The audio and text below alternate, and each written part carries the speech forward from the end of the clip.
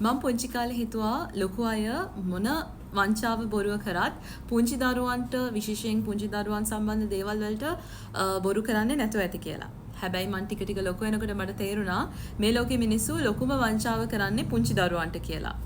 තමන්ගේ පැවැත්ම උදෙසා ස්පෙෂලි පුංචි දරුවන්ගේ අධ්‍යාපනයට කවදාවත් වංචා කරන්න එපා. ඔයා හැම වංචා කරොත් ඔයා ඔයාගේ පැවැත්ම తాවකාලිකව තහවුරු කරගත්තට ඔයාගේ දරුවන්ගේ දරුවෝ ඉදිරි පරම්පරාවල් සියල්ල ඔයා අනතුරේ දාලා තමයි ඔයා මේ වංචාව සිද්ධ කරන්නේ. මම මේ කතාව කියන්න ලොකුම හේතුව උනේ මේ දවස්වල මිස්ලීඩින් පෝස්ට් එකක් ෂෙයා වෙනවා අධ්‍යාපන සම්බන්ධව විශේෂයෙන්ම කේම්බ්‍රිජ් එඩෙක්සෙල් සිලබස් සම්බන්ධව.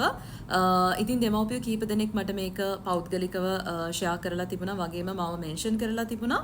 ඉතින් මගේ යුතුයකමක් විදිහට මම හිතුවා මේක ගැන ඇනලයිස් කරලා දෙමව්පියන්ව මේක ගැන දැනුවත් කරන්න. ඉතින් ඕගලන්ට කියන්න ඕනේ මම මේ ගැන කතා කරන්නේ මම මේ ගැන අධ්‍යයනය කරලා තියෙන නිසා සහ මම මේක ගැන දන්න නිසා.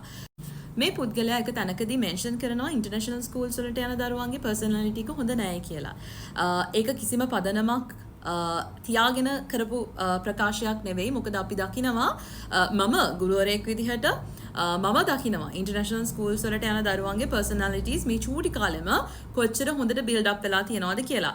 මිස් අන්ඩර්ස්ටෑන්ඩ් කරන්න එපා. මම මේකෙන් කියන්නේ නැහැ ගවර්න්මන්ට් ස්කූල්ස් වලට යන දරුවන්ගේ පර්සනැලිටි එක බිල්ඩ් අප් වෙන්නේ නැහැ කියලා. අනිත් දේ තමයි මේ කේම්බ්‍රිජ් සහ එඩෙක්සෙල් එක්සෑම්ස් වලට යන හයි කොස්ට් එකක් ගැන කතා කරනවා.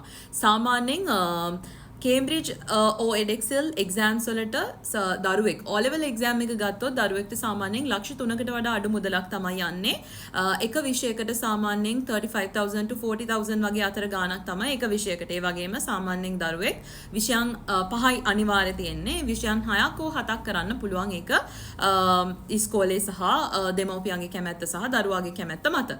මම මෙතනදී කියන්න කැමති ලක්ෂ 3ක් එතනදී වියදම් කරන්න අපහසුයි නම් ඔයගලන්ට ඒක ඔයා ඒ ලක්ෂ 3 හොයාගන්න ඕනේ ඔයා ණය වෙලා නම් කරුණාකරලා ඉන්ටර්නැෂනල් සිලබස් එකක් කරන්න එපා. මොකද දෙමව්පියන්ට දරුවෙක්ගේ අධ්‍යාපනය බරක් වෙනවා නම් එතනදී ඒ දෙමව්පියෝ ඒ දරුවා ගැන අරගෙන තියෙන තීරණය වැරදි. ඒක නිසා ඔයගලන් ඒක හැමතිස්සෙම හිතන්න ඕනේ. මොකද මම මගේ අනිත් වීඩියෝස් වලත් මම කියලා තියෙනවා සාමාන්‍යයෙන් ඔයගලන්ට යන කොස්ට් එක දරා ගන්න අමාරුයි නම් තව කෙනෙක් කරන පළියට ඉන්ටර්නැෂනල් සිලබස් එකක් කරන්න ගිහලා අමාරුවේ වැටෙන්න එපා. අනිත් ඒ තමයි ටෙක්ස්ට් බුක් කොස්ට් එක. සාමාන්‍යයෙන් මේ ටෙක්ස්ට් බුක්ස් ලියලා තියෙන්නේ අපේ ලෝකේ ඉන්න ප්‍රසිද්ධ උගත් ඕතර්ස්ලා. ඉතින් මේ මිනිස්සු සාමාන්‍යයෙන් චූටි කොස්ට් එකකට බුක් එකක් ඒගොල්ලන් ලියන්නේ නැහැ. ඔයගලන් දන්නවා especially when it comes to science වගේ concepts හැමතිස්සෙම අප්ඩේට් වෙන concepts මේ මිනිස්සු සාමාන්‍යයෙන් අඩු මුදලකට ඉෂු කරන්නේ නැහැ. ඉතින් හරිම concepts හොඳම විදියට තියෙන books අනිවාර්යෙන් ඉතින් මිල වැඩි තමයි. මේ text books මිල අධිකයි කියලා කියන්නේ දැන් යා කියලා තියෙනවා එක තැනකදී සමහර grades වල ලක්ෂ ගාණක් text books වලට යනවා කියලා. ඒකත් වැරදි. ලක්ෂ ගාණක් text books වලට යන්නේ නැහැ. සාමාන්‍යයෙන් O levels වලට මට මතක විදිහට maximum දරුවන්ට ගිහින් තිබුණේ 70000 to 80000 වගේ as I remember. මේ මතක තබා ගැනීම සම්බන්ධව ඒක තමයි වැදගත්ම කරුණ. එයා කියනවා මේ කේම්බ්‍රිජ් and එඩෙක්සෙල් එක්සෑම්ස් තියෙන්නේ ගොඩක් මතක තබා ගැනීම සම්බන්ධව කියලා.